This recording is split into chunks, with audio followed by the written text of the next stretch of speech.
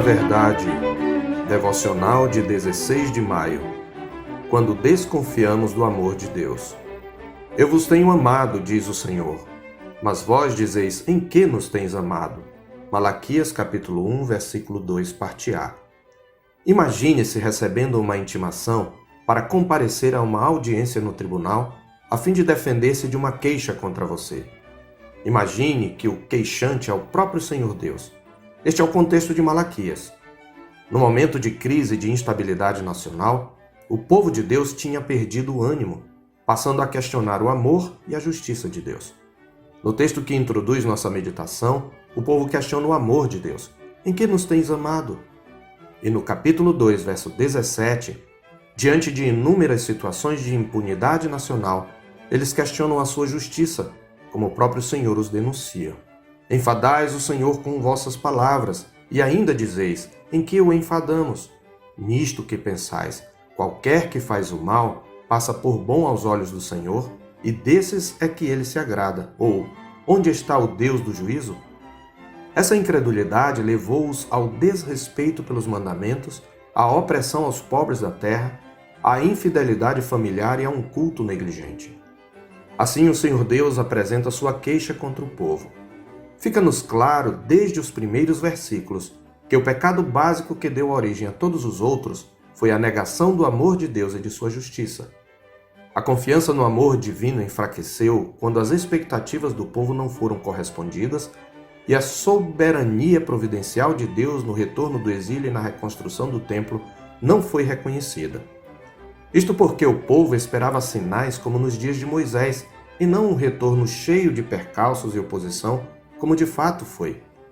Tal questionamento dos atos redentores divinos não se dava necessariamente de maneira explícita, mas era evidenciado pela negligência no culto, na vida conjugal e nos negócios. Deus então mostra através do profeta que, ao contrário do que podia parecer aos olhos do seu povo, ele ainda os amava. E como prova, lembra que no passado escolhera seu pai Jacó e não Esaú. E a maneira como Deus organizou a sequência dos acontecimentos na história do seu povo provava a sua justiça e o seu amor. A doutrina que fundamenta essa observação é da eleição incondicional, fato que o povo eleito havia esquecido. Lendo Malaquias e as denúncias que o Senhor faz nesse livro, tanto contra os sacerdotes quanto contra o povo em geral, podemos perceber que quando não enxergamos o amor de Deus, deixamos de dar-lhe a honra que lhe é devida, demonstrando desprezo por ele. Tornamo-nos filhos e servos sem respeito e sem reverência, o que evidencia um relacionamento rompido com Cristo, o noivo.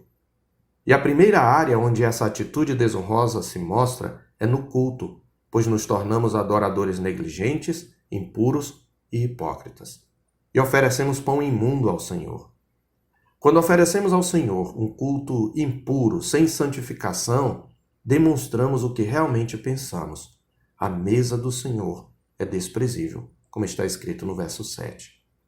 O culto torna-se uma rotina enfadonha, como está escrito nos versos 11b a 13. Porque o meu nome é grande entre as nações, diz o Senhor dos Exércitos. Mas vós o profanais quando dizeis, a mesa do Senhor é imunda e o que nela se oferece, isto é, a sua comida é desprezível. E dizeis ainda, que canseira! E me desprezais, diz o Senhor dos Exércitos. Vós ofereceis o dilacerado e o coxo e o enfermo, assim fazeis a oferta. Aceitaria eu isso da vossa mão? Diz o Senhor. Em consequência, tornamo-nos má influência para outros, especialmente se formos parte da liderança da igreja. Nossas bênçãos são transformadas em maldição, como adverte o Senhor no capítulo 2, verso 2. Somos expostos à vergonha, perdemos autoridade espiritual e respeito, como está escrito no capítulo 2, verso 9, falando aos sacerdotes. Por isso, também eu vos fiz desprezíveis e indignos diante de todo o povo, visto que não guardastes os meus caminhos e vos mostrastes parciais no aplicardes a lei. Essa infidelidade para com o Senhor se revela também nas alianças escusas e na infidelidade nos relacionamentos humanos, como está escrito no capítulo 2, verso 10. Não temos nós todos o mesmo Pai?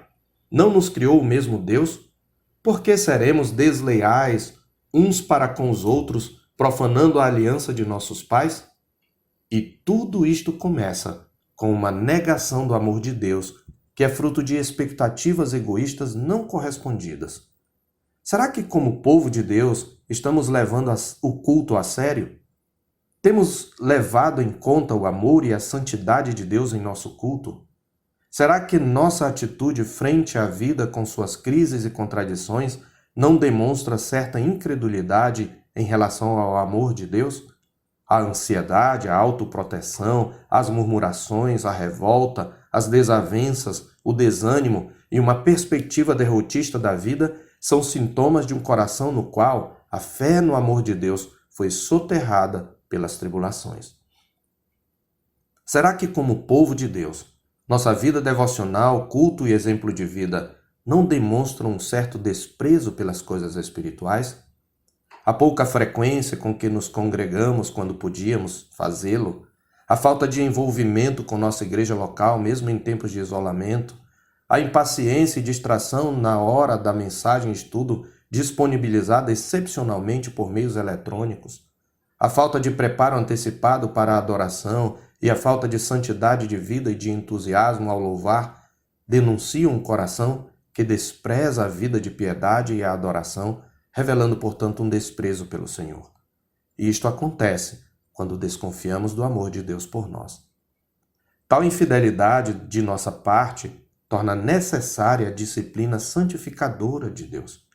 Como o fogo do ourives e como a potassa dos lavandeiros, através das crises da vida e por meio da lavagem de água pela palavra, nosso noivo precisa nos santificar, até que possa apresentar-nos a si mesmo como igreja gloriosa, sem mácula, nem ruga, nem coisa semelhante, porém santa e sem defeito, até que sua beleza se veja em nós.